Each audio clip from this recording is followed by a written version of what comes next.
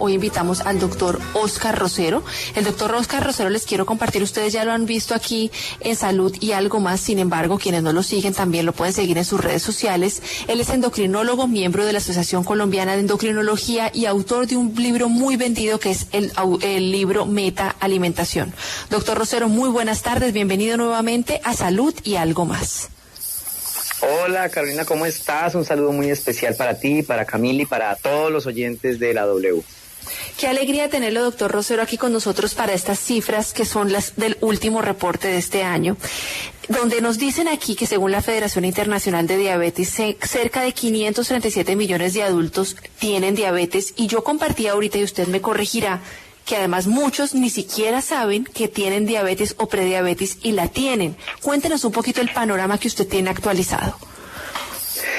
El panorama definitivamente es aterrador. Tenemos una pandemia en creciendo y sin punto de inflexión, es decir, no para. Se establece que actualmente el 10% de la población adulta colombiana o incluso más ya padece diabetes, y se establece que el 50% desconoce que tiene la enfermedad. Peor aún, si vamos un poquito más atrás, muchos pacientes, en su mayoría la génesis de la diabetes es un trastorno en la producción de insulina con hiperinsulinemia y resistencia a la insulina. Podríamos estar hablando, aunque hay muy pocos datos porque lamentablemente no medimos insulina a los profesionales de la salud, pero podemos estar hablando que casi un 80 por lo menos por ciento de la población adulta ya tiene alguna alteración pancreática que puede traducirse en una diabetes en el futuro. Esto es una catástrofe, literalmente hablando, por todo lo que trae consigo tener esta enfermedad. Doctor, lo que decía Carolina es muy cierto, y también las cifras dicen que el 50% de la población no sabe que la tiene, pero hay señales, hay quizás síntomas que nos muestran que nuestro cuerpo dice o grita diabetes. ¿Sabes cuál es el problema, Camila? Fíjate que es que cuando ya aparecen los síntomas, pues ya está la enfermedad instaurada. Ya lleva por lo menos 15 años, 20 años del proceso metabólico generándose. Esos síntomas, normalmente cuando el azúcar se sube tanto que da síntomas, pues esos síntomas son cansancio, decaimiento, orinadera, sed intensa, visión borrosa, mareos, debilidad. Pero cuando ya un paciente tiene estos síntomas derivados del exceso de azúcar, pues ya el daño pancreático está bastante avanzado. Al principio la enfermedad suele ser, digamos que asintomática, aunque, y ojo con esto, muchas personas dicen, no, yo me siento bien, pero le hacen un interrogatorio dirigido, bueno, ¿usted cómo se siente? Cansado, decaído, somnoliento, se le inflaman las piernas, tiene el perímetro abdominal aumentado, dolores de cabeza frecuentes, y un grueso número de la población sí está sintiendo síntomas, aunque nos han enseñado, mal enseñado, pues que eso no hay que ponerle cuidado y que eso es el cansancio y que es el estrés, pero muchas veces son las primeras manifestaciones de que el azúcar no está bien. Pero como te digo, para que ya se suba el azúcar, la cosa ya lleva años andando, ya lleva años, eso no ha aparecido de la nada. Doctor Rosero, yo acá quiero que usted nos aclare un poco lo siguiente. Cuando yo hablé con usted para entrevistarlo hoy, hablábamos qué tema íbamos a tocar, porque la diabetes pues es un tema muy general. Y yo le decía, doctor, permítame entrevistarlo desde la endocrinología. Quiero que usted nos explique por qué el endocrinólogo es el doctor encargado de los problemas hormonales y de diabetes, para que no se confundan nuestros oyentes y sepan a quién acudir en caso de un problema de azúcar. Eso es súper importante. La endocrinología es una especialidad que es una rama de la medicina interna. Es decir, para ser endocrinólogo, la mayoría de los especialistas tienen que hacer medicina interna o por lo menos más de 2 años de medicina interna en su formación. La endocrinología es la especialidad que se encarga de estudiar el metabolismo y las hormonas. ¿Por qué entra a jugar la endocrinología en una enfermedad como la diabetes? Pues porque la causa número 1 de diabetes son alteraciones en la función pancreática, que es una glándula endocrina que produce una hormona que se llama la insulina. Y además de eso, hay otras hormonas que también intervienen en la regulación del azúcar, como es el glucagón, y unas nuevas hormonas que cada vez se conoce más, que cada vez se habla más, que ya estuvimos hablando en alguna ocasión de esos tratamientos para el control de peso que también sirven para la diabetes, como son las hormonas intestinales. Es decir, los endocrinólogos nos especializamos en el estudio del metabolismo y de las hormonas, dentro de las cuales por supuesto están las hormonas pancreáticas que se encargan de regular nuestro azúcar. Doctor, y si nosotros vamos a la EPS, entonces tenemos que pedir exactamente qué exámenes, decirle al médico general, mire, yo quiero que usted me haga estos exámenes para descartar que yo esté haciendo parte de esa población que sufre de diabetes. Sí, aquí lo más importante para todos los oyentes es determinar si tenemos factores de riesgo para esta enfermedad. Estamos hablando de que es una pandemia que está creciendo, pero es que recuerden que ella no llega de la nada. ¿Cuáles son esos factores de riesgo? Tenemos, en primer lugar, pues la historia familiar. Si mi papá, mi mamá, mis abuelos han tenido diabetes mellitus tipo 2, y aquí quiero hacer un paréntesis, estamos hablando específicamente de la tipo 2, que es la del adulto con sobrepeso, con sedentarismo, no de la tipo 1, que es el niño que tiene un problema de nacimiento de anticuerpos que bloquean el funcionamiento del páncreas. La tipo 1 no se puede prevenir hasta el momento. Hay estudios que tratan de determinar algunas causas, pero es muy difícil prevenirla. Aparece porque sí, por la genética, por cosas que no podemos controlar. La tipo 2, que es la del adulto, es la que sí, pues obviamente tiene un factor externo que puede influenciar. Entonces, lo primero es, si hay historia familiar de diabetes, si hay historia personal de aumento de peso, de aumento del perímetro abdominal. Recordemos que los hombres adultos deben tener un perímetro abdominal de menos de 90 centímetros, las mujeres de menos de 80 centímetros. Si mi perímetro abdominal a la altura del ombligo es mayor que estas medidas, pues tengo exceso de grasa visceral y esa es responsable de las alteraciones de la insulina. Si tengo, por ejemplo, signos tempranos de resistencia a la insulina, como la pigmentación oscura del cuello, ese cuello manchado que sabemos que no es mugre, sino que es exceso de insulina, llamado acantosis nigricans. Si estamos experimentando síntomas de cansancio, orinadera, sed, etcétera, pues debemos, por supuesto, consultar al médico. Primero, los factores de riesgo: sedentarismo, sobrepeso, malos hábitos de alimentación, comer mucha comida industrializada, un perímetro abdominal aumentado, una pigmentación oscura del cuello, pues nos debe poner en alerta. Vamos al médico y el médico, pues, ante el interrogatorio, contándole todos estos factores, pues nos va a pedir el nivel de azúcar en sangre. Y con ese nivel de azúcar en sangre podrá el médico clasificarme en qué punto estoy de la enfermedad, si ya estoy con diabetes o estoy con prediabetes o estoy bien de azúcar por ahora, pero si hay alguna manifestación predominante como la pigmentación oscura del cuello o el perímetro abdominal muy aumentado, el sedentarismo, pudiese también requerir la medición de esta hormona que se llama la insulina. Doctor Rosero, cuando usted nos comentaba ahorita que el problema de la diabetes y también de la resistencia a la insulina o una hiperinsulinemia empieza desde que uno es pequeño, ¿no? Porque es que eso no es que hoy comí postre y mañana resulté diabético, o hoy comí postre y en un año resulto diabético, sino que viene desde la infancia. Yo recuerdo nuestra infancia, y yo creo que yo tengo 36, Camila tiene 30, y usted pongámosle que tenga 40, doctor, ¿no es cierto? O 30 y pico. Todos tenemos la misma edad. Todos somos como de la misma época. Nosotros comíamos desde desayuno cereal, o nos daban estas torticas achocolatadas o diferentes cosas, esas bebidas achocolatadas y deliciosas, y una cantidad de paquetes. Hoy en día hay mucha más conciencia, sobre todo con las mamás modernas que han aprendido tanto de las redes sociales y con todo después de la pandemia. Doctor, ¿qué se puede hacer en casa para evitar que a nuestro hijo le dé una diabetes a largo plazo?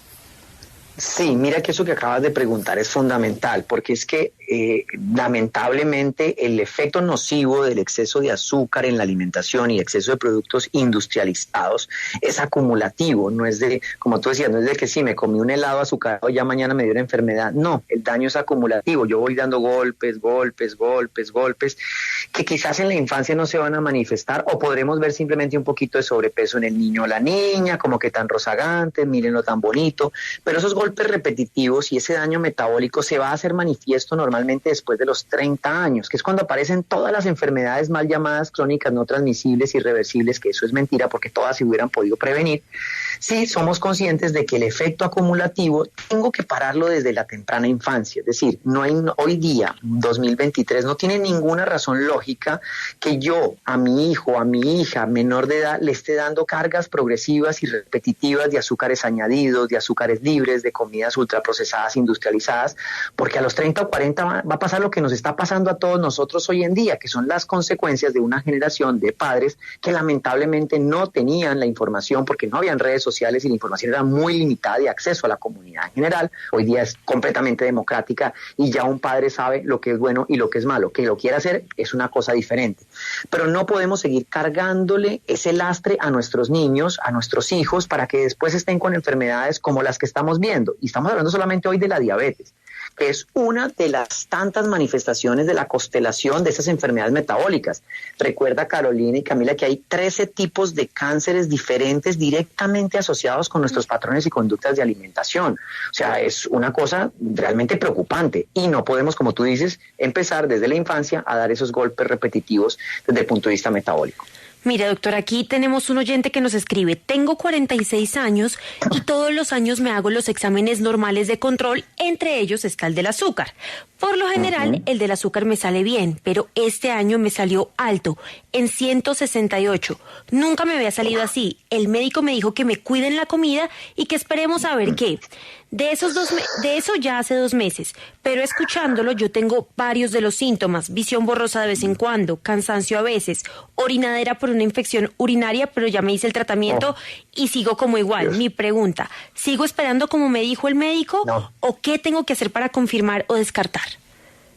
No, y fíjate que es que aquí les voy a dar, y para que todos los oyentes tomen papel y lápiz, de lo que se consideran valores normales de azúcar en sangre. El azúcar en sangre en ayunas debe estar para todos los seres humanos por debajo de 100. Ese es el valor estándar. En ayunas, entre 100 y 125 se habla de prediabetes o glicemia alterada en ayunas. En ayunas, por encima de 126, ya estamos hablando de que hay diabetes. Entonces, este paciente en ayunas le salió en 168, ya tiene la enfermedad. Ahora, lo que hay que hacer es mirar cómo está la poscarga. Una glucosa poscarga, una azúcar en sangre poscarga de glucosa normal debe estar por debajo de 140. Si está por encima de 140 hasta 200 es una glicemia poscarga alterada, y si está o intolerancia a los carbohidratos, o si está por encima de 200 ya habla de diabetes. Y el otro valor es una hemoglobina glicosilada, que es el promedio de azúcar en los últimos 3 meses. Si está por encima de 6.5 ya hay diabetes. Entre 5.7 y 6.5% hay prediabetes. Esos son valores generales como para saber. Este caso que acabas de mencionar tiene 168 en ayunas. Hay que repetir la prueba, hay que ampliarla con hemoglobina glicosilada, hay que consultar al médico, y aquí el punto clave es lo que consideramos como mejorar la alimentación. Porque aquí podemos empezar a complicarnos, porque mejorar la alimentación es que muchos dicen: no, yo le bajé a la gaseosa. No, pues es que tienes una enfermedad metabólica, tienes que entender que la alimentación puede o sanarte o seguirte enfermando. Y que no sirven los clásicos le bajé. Aquí toca tomar medidas completamente contundentes si quieres dar esta enfermedad, y debes consultar porque hay que repetir la prueba y hay que empezar tratamiento, sea nutricional o sea farmacológico, con urgencia, pero bien guiado. Esté respondiendo esto de los exámenes, porque nos pregunta otro oyente que dice: una pregunta para el doctor Rosero. ¿Cuáles exámenes nos indican que se tiene o no diabetes? Que usted ya lo dijo, pero también ¿cada cuánto se deben tomar estos exámenes? Y la pregunta me parece muy acertada, doctor, porque hay tipos de seguros de salud que lo dejan a uno solo una vez al año, se debe hacer cada 3 meses. ¿Cada cuánto, doctor? Sí, esto está ya en unas guías plenamente establecidas. Lo primero es si tengo o no tengo factores de riesgo. Es decir, si yo soy, por ejemplo, una mujer sana, atlética, que como 100% comida real, estoy poniendo el ejemplo de las 2 señoritas en la mesa, que tienen menos de 40 años, muy juiciosas, pues no es necesario estar haciendo cada año, porque ya están haciendo lo prudente para evitar que la enfermedad pues avance. Cosa diferente una persona de más de 40 años que ya empieza a notar signos, síntomas, y que tiene, por supuesto, sobrepeso, ya viene con perímetro abdominal aumentado, pues hay que hacerlo con una periodicidad que va entre cada año y cada 5 años, dependiendo de los valores iniciales y del estado clínico del paciente. Aquí lo importante es que no se trata, y aquí quiero dejar un mensaje claro para todos, no se trata de estármelo midiendo simplemente para ver en qué momento me llegó. No me sirve eso. Me sirve es entender que yo puedo prevenir esa terrible y temible enfermedad si tomo las medidas correctas hoy. Hoy estamos hablando en noviembre de 2023 que no es necesario. Yo no tengo por qué llegar a tener diabetes así yo tenga la historia familiar. Yo no tengo por qué llegar a tenerla porque yo tengo las herramientas en mi vida diaria, en mi alimentación, para evitar llegar allá. Y no importa si ya empecé con la azúcar un poquito alta, no importa, yo puedo prevenirlo. Entonces, la periodicidad depende de los signos y síntomas, depende de la edad, depende del género, pero en general, antes de los 40, si hay factores de riesgo, o después de los 40, pues de forma rutinaria sí hay que hacerlo. Doctor, ¿qué otras enfermedades pueden ir de la mano de la diabetes? Uno muchas veces mira historias clínicas y ve que aparte de diabetes tienen y desarrollan otras enfermedades más. ¿Cómo reacciona nuestro cuerpo? ¿Qué otras enfermedades puede crear? Sí, y fíjate que aquí es donde yo digo que la diabetes es una de tantas manifestaciones clínicas de un espectro de enfermedades con un origen que casi siempre es el mismo. Ese origen tiene que ver con el exceso de producción pancreática de insulina que solamente se genera por el consumo de productos industriales ultraprocesados con azúcares libres y harinas refinadas. Ese exceso de producción de insulina me lleva con el tiempo a algo que se llama resistencia a la insulina, y la manifestación del exceso de producción de insulina, pero mi cuerpo que se hace resistente a ese exceso de producción de insulina, pueden ser, por ejemplo, en el páncreas la diabetes, claro, pero también puede ser a nivel cerebral, porque aparece en los adultos mayores la demencia y el Alzheimer. También puede aparecer a nivel del sistema inmunológico con enfermedades autoinmunes. También puede aparecer con la acumulación de grasa y sobrepeso. También puede aparecer con el sistema circulatorio con la hipertensión arterial. También puede aparecer con el sistema cardiovascular, con enfermedad cardiovascular, trombosis, infartos, aumento del colesterol, aumento de los triglicéridos. Todo ese espectro de enfermedades, si nos ponemos a hacer un análisis retrospectivo, tiene un origen que casi siempre es demasiada producción de pancreática de insulina que es estimulada por la comida industrializada. De ahí no se va a salir. Si yo me empiezo a entender esa dinámica, pues ¿para qué voy a esperar a tener 40 años y que mi azúcar se suba? Cuando ya se sube es porque ya mi insulina tuvo mucho tiempo dando vueltas en exceso y mi pobre páncreas se cansó. Y ese es el problema. Cuando ya me aparece el azúcar, como el caso del oyente que decía que la tenía en 168, lo que está diciendo es que ese páncreas ya lleva muchos años trabajando a doble máquina, trabajando forzado, con gaseosas, con paquetes, con galletas, con panes, y ese páncreas ya dijo, ya no puedo más, y ahí aparece la enfermedad. Entonces nos toca irnos para atrás y podemos cortar el chorro de todo este abanico, todo este árbol de enfermedades que hoy día se llaman las crónicas, si paramos desde atrás, desde la infancia, evitando esos disparos crónicos excesivos de esa hormona que se llama la insulina. Doctor, acá tenemos otra pregunta de un oyente y me quiero sumar a ese oyente. Dice, entonces, ¿exactamente qué productos debemos evitar? ¿Solo el azúcar? Aprovéchenos, doctor, a explicar con su libro Meta, que explica, y usted en sus redes sociales que siempre está hablando de la comida real, ¿cómo nos debemos entonces alimentar también nosotros los adultos? ¿Y qué debemos evitar a partir de hoy si estamos escuchando salud y algo más y no queremos tener diabetes? Sí, esa pregunta es fundamental y va mucho al lugar, sobre todo por tanta información que ha salido en torno. Hoy en día pues sabemos que el 90%, 80-90% de la población tiene enfermedades metabólicas derivadas de la mala alimentación, y entonces obviamente aparecen unas doctrinas y unas corrientes nutricionales que suenan muchas veces extremas o que muchas veces son demasiado laxas. Entonces, por ejemplo, la doctrina tradicional laxa dice, tú comes lo que quieras con moderación. Se va como que muy para el otro lado. Y la otra dice, no, prohibido completamente las frutas, el arroz, la papa, la yuca, los frijoles, porque son carbohidratos y te van a enfermar. Y creo que esas dos doctrinas van a dos extremos que no son necesarios si entendemos la antropología, la biología y nuestra evolución humana. Entonces, ¿qué es lo que ha aparecido? Actualmente tenemos 10% de diabetes, pero es que recuerden que hace 100 años la diabetes no era más del 1% de la población. La obesidad hace 100 años era prácticamente inexistente, era demasiado raro. De hecho, cuando describieron, se me olvidaba mencionar uno de los aspectos de la resistencia a la insulina, que es el síndrome de ovario poliquístico. Cuando se descubrió el síndrome de ovario poliquístico hace 50 años, era una enfermedad que era considerada por ginecólogos extraordinariamente rara y que solo se veía en mujeres con sobrepeso, y era rara porque no habían casi mujeres con sobrepeso. Entonces, si yo voy entendiendo eso, lo que cambió en los últimos 40 años fue que pasamos de comer comida de verdad a comida industrial ultraprocesada empacada. ¿Cuál es la solución? Pues es simple. Identifico cuáles son los productos industriales que estoy echando en el mercado que no debería volver a comprar porque su consumo me lleva a aumento de la producción de insulina de una forma desproporcionada. Esos productos son, por ejemplo, bebidas gaseosas, azucaradas, jugos embotellados azucarados, que el consumo es masivo y es alarmante lo que está pasando con esto. De hecho, le pusieron impuestos y sellos y a pesar de eso sigue consumiéndose. 2, productos industrializados de panadería hechos con harinas refinadas, que vienen además con azúcar añadido. 3, todos esos productos empacados, lo que llamamos snacks empacados, que usualmente son ultraprocesados, con grasas saturadas, etcétera. Entonces voy a identificar esos factores importantes. Productos embotellados con azúcar añadido, productos de panadería con azúcar, con grasas vegetales, con harinas refinadas y por supuesto los snacks. Si yo empiezo eliminando esas 3 cosas, ya voy a empezar a generar una disminución, una merma en la producción de insulina. No es necesario, aquí quiero hacer una salvedad. No es necesario eliminar el consumo de frutas de la alimentación. De hecho, los estudios grandes cuentan una historia completamente contraria. Digo estudios grandes no patrocinados por la industria, porque a la industria no le conviene patrocinar estudios donde digan que la fruta sirve. O sea, eso que dicen que son estudios patrocinados, a la industria farmacéutica no le importa si una fruta sirve o no sirve. Pero los estudios hechos en universidades indican, por ejemplo, que en la población con diabetes tipo 2, entre más alto sea el consumo de fruta, mejor el control de la diabetes, pero sin excedernos de más de 4 a 5 porciones al día, que es difícil llegar allá, nadie se come 5 porciones al día. Entonces sabemos que no es necesario dejar la fruta, que no es necesario dejar los carbohidratos reales, los que combinamos normalmente al almuerzo, la arepa, el arroz, la papa, pero sí tenemos que ser conscientes que los que producen demasiada insulina, como los productos industriales ultraprocesados que están en los supermercados omnipresentes, cargados de sellos, son los que nos toca definitivamente dejar de comprar. Así de fácil, y a partir de ahí empieza el cambio. Doctor Rosero, vamos a ir a una pausa, pero ya vamos a volver para seguir hablando de la diabetes. Recuerden que nos pueden llamar al 601-326-2325 o al 601-326-2350.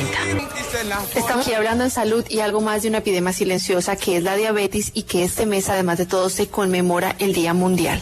Así que estamos con el doctor Óscar Rosero. Doctor Rosero, mire, acá también me escribieron una cosa. Me preguntan, ¿es verdad que la dieta cetogénica sirve para bajar los niveles de azúcar? Estoy un poco angustiada porque desde que como cetogénico se me han subido los triglicéridos. ¿Cuál sería la recomendación del doctor Óscar?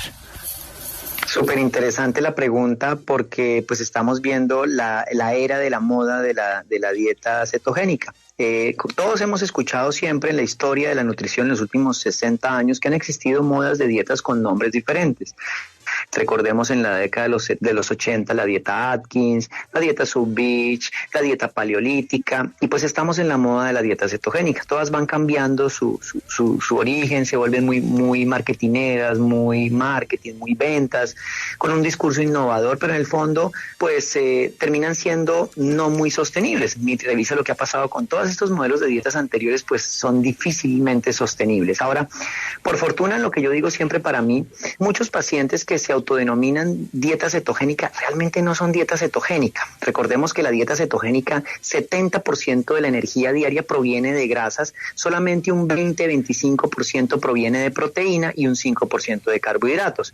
Muchos son realmente dietas hiperproteicas low carb, que es diferente a la dieta cetogénica. Digo por fortuna porque una dieta cetogénica, totalmente cetogénica, tiene una cosa que llamo yo el principio de precaución. Todavía no hay evidencia sólida en que pacientes adultos con condiciones metabólicas de base, enfermedad cardiovascular, diabetes, riesgo coronario, sea una dieta completamente inocua o inofensiva para ellos desde el punto de vista de los análisis a largo plazo. Estudios en ratones en dieta cetogénica han demostrado, por ejemplo, que pueden inducir fibrosis miocárdica, y esa fibrosis miocárdica, pues en un paciente con una enfermedad metabólica como la diabetes, que lleva muchos años, pues sería catastrófica, porque pueda que su azúcar sí baje, porque por supuesto, si yo no consumo carbohidratos y como comida real cetogénica, pero comida real, pues voy a tener una baja significativa en mi nivel de glicemia. Quizás no necesite ya más medicamentos, lo que pasa con muchos, pero a largo plazo no se sabe qué va a pasar con ese corazoncito y con ese otros aspectos de a nivel cardiovascular.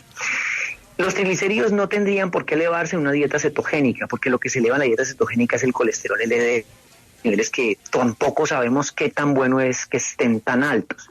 Yo creo que mi mensaje en esto es, pueda que sirva en una etapa inicial de la enfermedad, porque obviamente se pone a descansar el páncreas, porque si no hay carbohidratos, pues no hay producción de insulina y mi páncreas va a descansar y voy a resolver la exceso de producción de insulina, que es la base de todas las enfermedades metabólicas como la diabetes. Pero a largo plazo no la voy a poder sostener y no sé qué va a pasar con mi salud desde el punto de vista cardiovascular, colesterol, lípidos, fibrosis miocárdica, entre otros. ¿Cuál es mi recomendación? Que esos modelos, así como les decía, son de moda, que muchas veces no es necesario llegar a ese extremo de eliminar por completo un macronutriente, porque la historia de la nutrición humana va más allá de la clasificación de macronutrientes, proteínas, grasas, carbohidratos, calorías. La historia de la evolución humana tiene componentes antropológicos, evolutivos, genéticos, Y no es necesario el extremo para poder sanar. Si ya sabemos, por ejemplo, que hace 100 años la diabetes no era más del 1% y que la obesidad no era más del 10%, ¿qué cambió en estos últimos 30 años? No fue la fruta porque sigue siendo la misma, ni el arroz porque sigue siendo el mismo. Ay, es que lo modificaron genéticamente. Esas modificaciones no afectan la calidad nutricional de sus alimentos, afectan son los cultivos y el medio ambiente, pero no la calidad nutricional.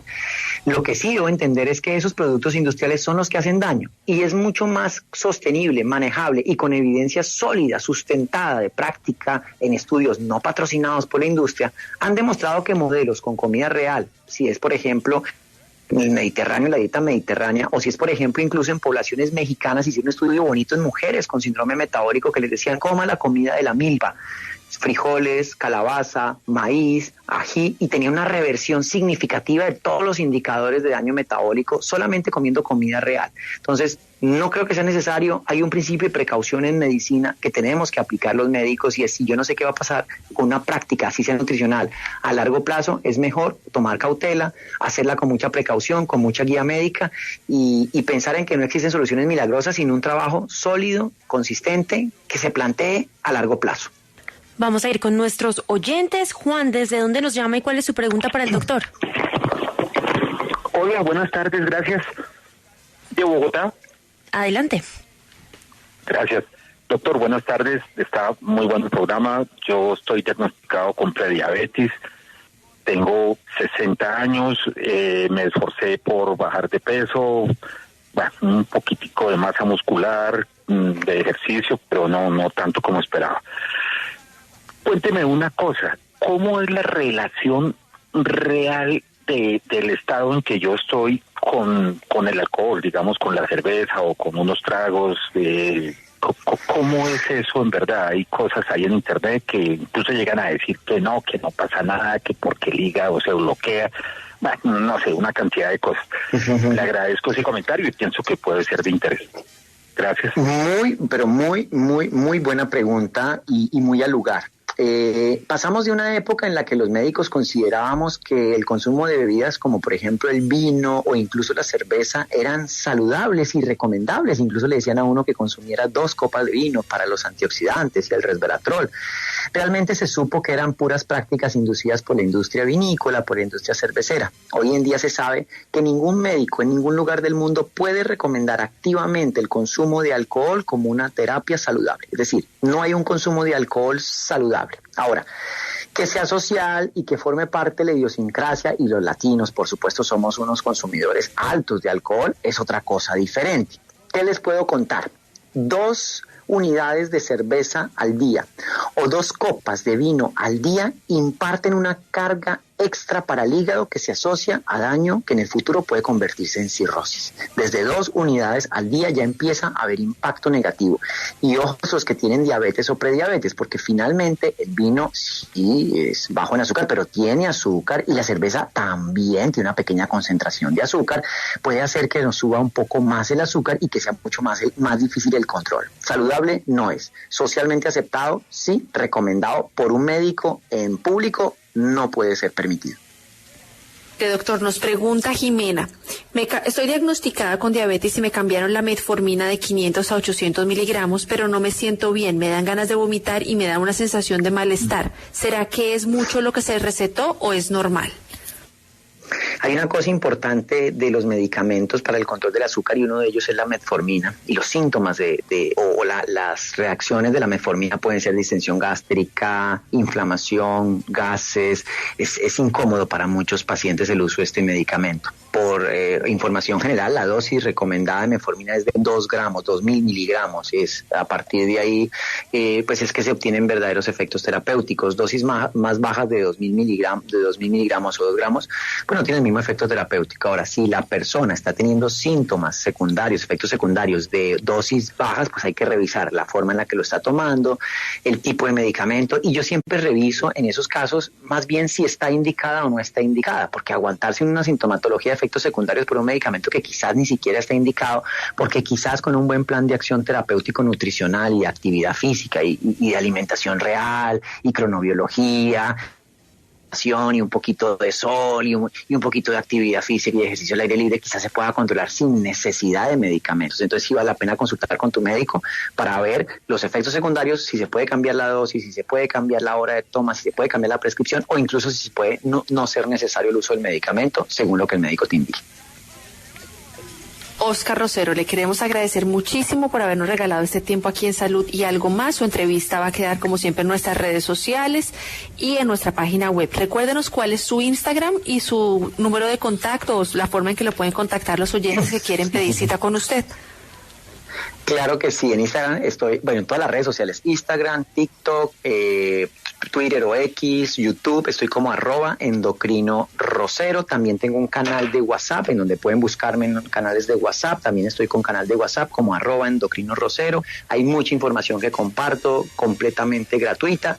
Citas como tal no tengo en este momento por cuestiones de agenda, pero sí comparto información gratuita, ilimitada en todos los canales, en todas las redes sociales para que estén muy, muy conectados y por supuesto invitarlos a que se echen una pasadita por la librería, busquen Meta Alimentación, es mi libro que lanzamos el año pasado, ya estamos preparando la segunda parte, es un libro con muchísima información que a los que tienen diabetes, prediabetes, resistencia a insulina les puede salvar la vida, literalmente. Está en todas las librerías a nivel nacional o también electrónico.